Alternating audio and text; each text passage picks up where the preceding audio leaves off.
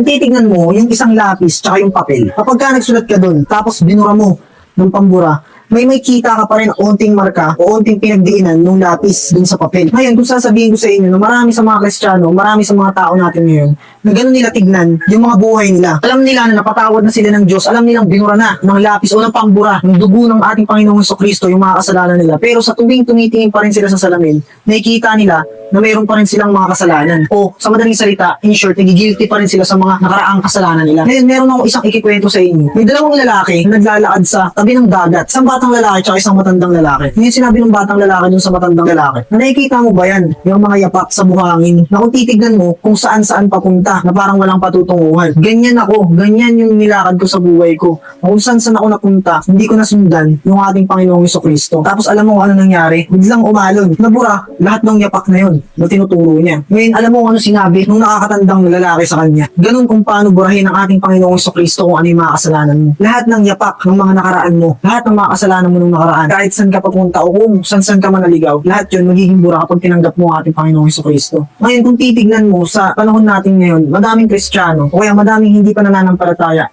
na natatakot maging Kristiyano dito sa ideyang to dahil naiisip nila na sobra-sobra na yung mga kasalanan nila.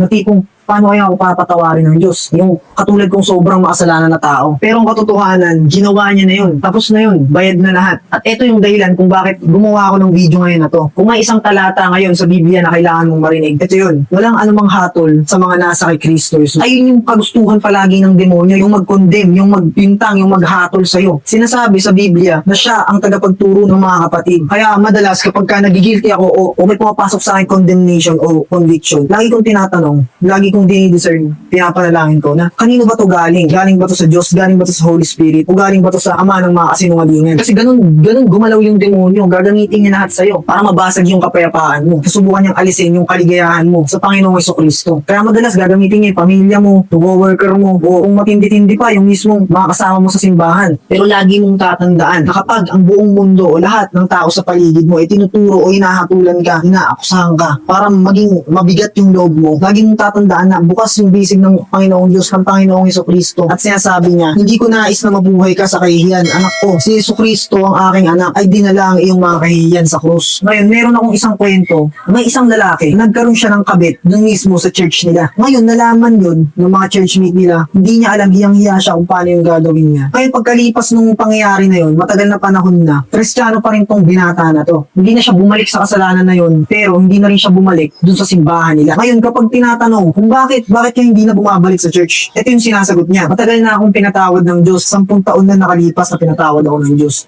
Pero hindi ako pinatawad ng mga Kristiyano. Ngayon, ito yung isa sa napakalaking issue sa ating mga Kristiyano at kahit sa mga hindi mananampalataya. Kung tutuusin, sino nga naman tayo na hindi nagpapatawad? Eh, ang ating Panginoong Jesucristo nga. Ipunong-puno ng kapatawaran. Ngayon, ang dapat mangyari, kahit ano pa yung kasalanan na nagawa ng kapatid natin o nung kahit hindi mananampalataya, kung siya'y bumalik sa ating Panginoong Jesucristo at nakita natin na talagang nagbago, talagang pinagsisisihan niya yung mga kasalanan niya na to. Kung handa ng Diyos o ng Kristo Jesus, nabigyan sila ng bagong pagkakataon, sino ba naman tayo para hindi gawin yun? Pero lagi mong tatandaan, pinakamakulit na pangyayari sa lahat, hindi yung hatulan tayo ng ka-churchmate natin o hindi yung hatulan tayo ng demonyo o yung i-condemn niya tayo, hindi yung i-condemn natin yung sarili natin o hatulan natin yung sarili natin na sinasabi natin na makasalanan mismo tayo at hindi na tayo saved. Ngayon kung naaalala mo yung kwento ng Noah's Ark, pumasok yung mga hayop ng dalawa sa dalawa, 2x2, partner by partner. Tapos pinadala ng Diyos yung isang napakalaking ba. Ngayon yung barko, yung nagligtas o yung arko, yung nagligtas sa mga tao at mga hayop. Kung iisipin mo, yung pintuan ng arko na yun ay may malaking elepante pumasok at may pinakamaliit na daga ang pumasok. Pero pareha sila nagkasya. Ibig sabihin, kahit gaano pa kalaki yung mga kasalanan, kahit gaano pa kaliit yung kasalanan mo, kapag ka iniligtas ka ng Diyos o pinapasok ka niya sa kaligtasan, hindi ka ma-judge, ay maliligtas ka talaga. Kaya niyang patawarin ang lahat ng kasalanan mo.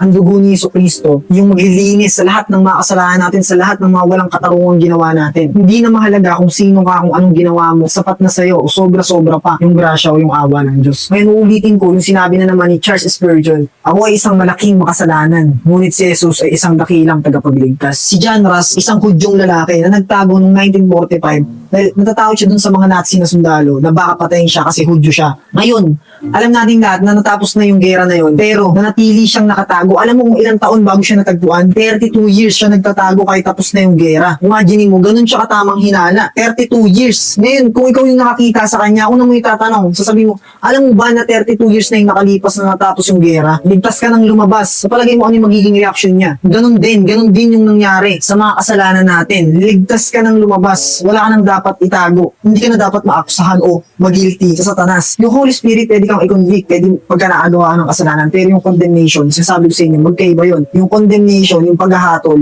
galing yun sa demonyo. Yung conviction, yung pagtutuwid, galing yun sa Holy Spirit. Ngayon, huwag mo nang mararamdaman dapat yung guilt. Huwag mo nang mararamdaman yung galing sa demonyo kasi tapos na. Nung pinako si Jesucristo, natapos na yung laban. Bayaran niya na lahat ng kasalanan mo. Huwag kang maging katulad ng sundalo na to, na ganun siya katamang hinala, 32 years siyang nagtago. O baka ikaw, 32 years ka na rin natatakot dyan sa kasalanan mo o nafe-feel guilty na hindi ka na sumasaya dahil dyan sa pag-iisip o pag-overthink mo na yan. Nung namatay ang Panginoong Jesucristo para sa'yo, para sa ating lahat, malinis na yung paningin sa'yo ng Diyos. Nakikita ka na niyang matuwid. Pinagpalit kayo ng katauhan. Parang yung katuwiran ng Panginoong Jesucristo yung sinuot mo at lahat ng kasalanan mo yung sinuot niya. Kaya yung tingin sa'yo ng Diyos ay yung anak niya na precious, na banal. Ngayon, itinuro sa atin ng Biblia na siya ang ama. Natutuwa siya sa kanyang mga anak. Kung meron ka ng mga anak, o kung ikaw, isa kang anak, imagine mo kung gaano kay trato ng tatay mo, kung gaano kanya kamahal. Kung gaano mo kamahal yung anak mo. Kaya ganun din yun. Ganun din, imagine mo pa yung Heavenly Father kung paano siya magmahal para sa atin. Kaya kung meron kang anak, kung paano ka nasasabik sa kanya, ganun din masabik ang Panginoong Diyos sa'yo. At binili ka niya. Isang araw, babahagi ka sa katapusan ng mundong to.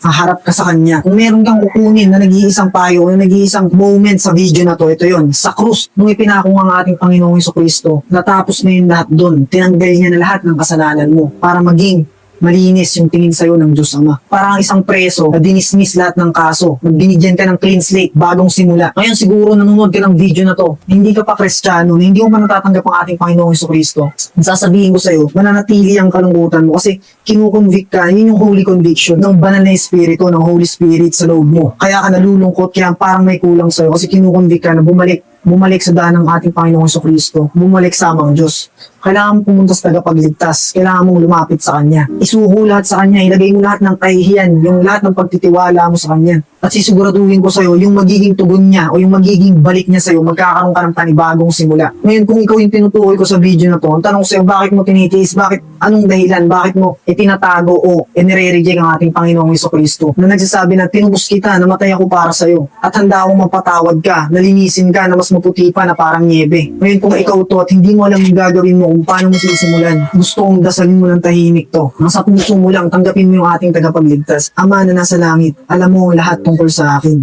At alam mo na ako'y makasalanan. Maraming salamat sa ginawa ng aking Panginoong Jesucristo sa krus. At handa niyang patawarin ang lahat ng aking mga kasalanan. Maraming salamat dahil pinagtagumpay niya ang kamatayan.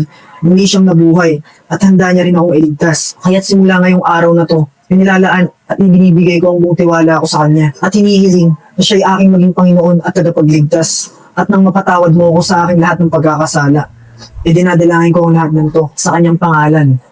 Amen. Ngayon dito ko natatapusin tong video na to. Kung sumabay ka dun sa dasal na yun, maraming salamat. Kung hindi ka pa nakasubscribe, pakiusap pindutin mo na yung mga dapat nating pindutin. Mag-comment ka din dun sa baba. Napakalaking tulong yan para mas mapakalat natin itong mensahe ng ating Panginoong Jesucristo.